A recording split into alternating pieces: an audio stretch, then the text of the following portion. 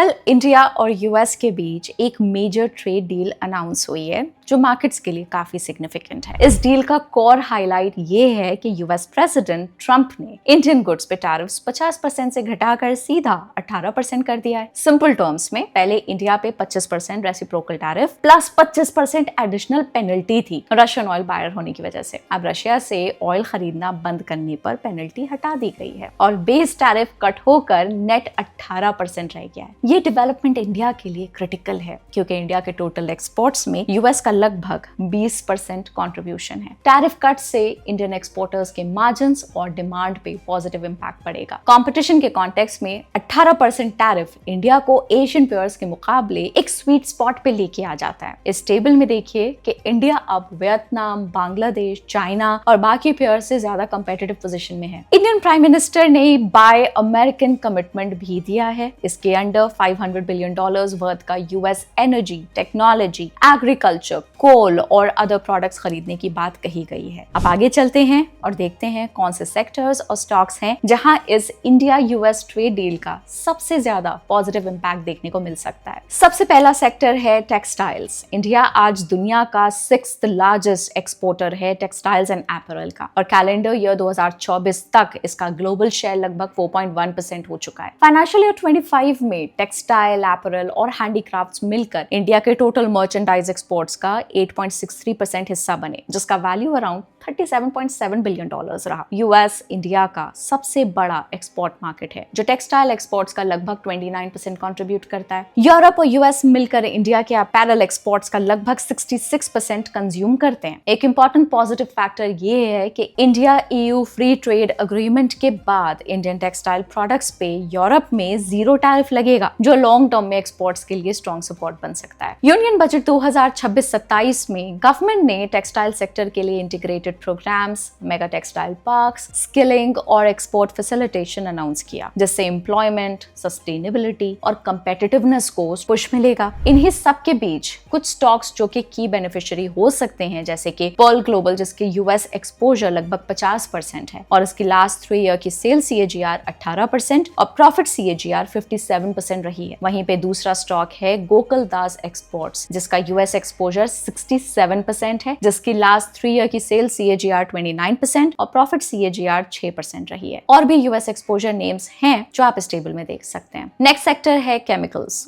ये global trade में एक इंपॉर्टेंट रोल प्ले करता है। इंडिया का केमिकल इंडस्ट्री $220 बिलियन से ज्यादा का है और इसमें 80,000 से भी ज्यादा कमर्शियल प्रोडक्ट्स बनते हैं। एशिया में India 3rd largest chemical producer है, जबकि ग्लोबल लेवल पे ओवरऑल आउटपुट में 6th पोजीशन और केमिकल एक्सपोर्ट्स में 14th रैंक पर आता है। कैलेंडर ईयर 2024 में इंडिया ने सिर्फ ऑर्गेनिक केमिकल्स के थ्रू यूएस को लगभग $2.56 बिलियन का एक्सपोर्ट किया। फाइनेंशियल ईयर 25 में इंडिया का केमिकल एक्सपोर्ट लगभग $34.6 बिलियन रहा, जिसमें से करीब 13% हिस्सा यूएस मार्केट से आया। चाइना का शेयर यूएस के केमिकल इंपोर्ट्स में 2018 से 22 के 12.8% से गिरकर 23-24 में लगभग 10% हो गया, लेकिन इंडिया का शेयर इसी पीरियड में 3.5 से 4% के बीच स्टेबल रहा, यानी कि यूएस इंडिया के लिए की केमिकल एक्सपोर्ट मार्केट बना हुआ है। कुछ की बेनिफिशियरी स्टॉक्स देखें तो PI इंडस्ट्रीज जिसका यूएस एक्सपोजर 21% है एंड कंपनी की 3 साल की सेल CAGR 15%, प्रॉफिट CAGR 25% रही है। वहीं पे दूसरा स्टॉक है एथर इंडस्ट्रीज जिसका यूएस एक्सपोजर है 15%, 3 ईयर सेल CAGR 12% और प्रॉफिट CAGR 15% रही है। और भी यूएस एक्सपोज नेम्स हैं जो आप इस टेबल में देख सकते हैं। अब चलते हैं अपने नेक्स्ट सेक्टर की तरफ,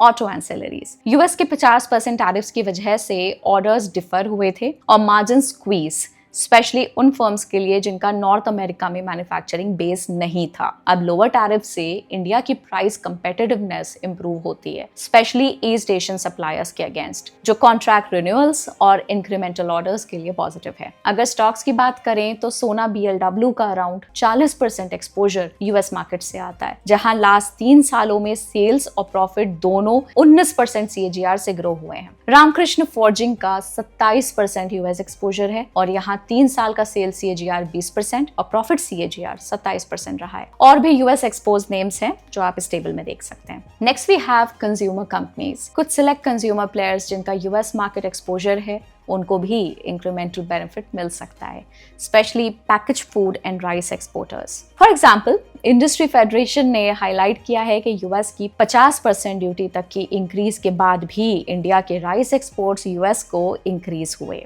ओवरऑल 2025 में total rice exports 19.4% year on year बढ़कर 21.55 मिलियन टन्स तक पहुंच गए और इसमें नॉन बासमती एक्सपोर्ट्स 25% जंप करके 15.15 मिलियन टन्स हो गए थे। अब ओवरऑल कंज्यूमर स्पेस को देखें तो LT फूड्स पहला नाम है जिनका अराउंड 39% रेवेन्यू यूएस से आता है। लास्ट 3 सालों में कंपनी ने 17% सेल CAGR और 27% प्रॉफिट CAGR डिलीवर किया है। देन टाटा कंज्यूमर प्रोडक्ट्स का ओवरऑल 12% एक्सपोजर इंटरनेशनल मार्केट से है। यहाँ 3 साल की सेल CAGR 12 और प्रॉफिट CAGR 9% रही है। इसके अलावा KRBL यानी कि the owner of India Gate basmati, ये भी इस लिस्ट में शामिल है जिनका 10% यूएस एक्सपोजर है। इन सबके साथ यूएस इंडिया के श्रिम्प एक्सपोर्ट्स का 48% कंट्रीब्यूट करता है और अब टैरिफ्स 50% से 18% होने के बाद एक्सपोर्ट्स और मार्जिन्स को स्ट्रॉन्ग बूस्ट मिल सकता है। जेम्स एंड ज्वेलरी सेक्टर को भी टैरिफ रिडक्शन का बेनिफिट मिलेगा क्योंकि यूएस इंडिया के जेम्स एंड ज्वेलरी एक्सपोर्ट्स का लगभग 25% कंट्रीब्यूट करता है। सोलर सेक्टर को स्ट्रॉन्ग बेनिफिट मिल सकता है। वारी एनर्जीज का लगभग 59% ऑर्डर बुक यूएस से ही आता है और टैरिफ्स 50% से 18% होने के बाद एक्सपोर्ट्स और मार्जिन्स इंप्रूव हो सकते हैं। ओवरऑल ये India US trade deal markets के लिए स्ट्रक्चरली पॉजिटिव सिग्नल देता है, स्पेशली एक्सपोर्ट्स और कंपेटिटिवनेस के एंगल से। लेकिन एक इंपॉर्टेंट डिस्क्लेमर, जो सेक्टर्स और स्टॉक्स हमने डिस्कस करे हैं वो कोई इन्वेस्टमेंट रिकमेंडेशन नहीं है और प्रेसिडेंट ट्रंप के अनप्रेडिक्टेबल स्टांस को देखते हुए शॉर्ट टर्म वॉलेटिलिटी का रिस्क बना रह सकता है। इसलिए कॉशियस और वेल बैलेंस्ड अप्रोच रखना जरूरी है। मिलते हैं आपसे अगले वीडियो में। Take care, bye bye.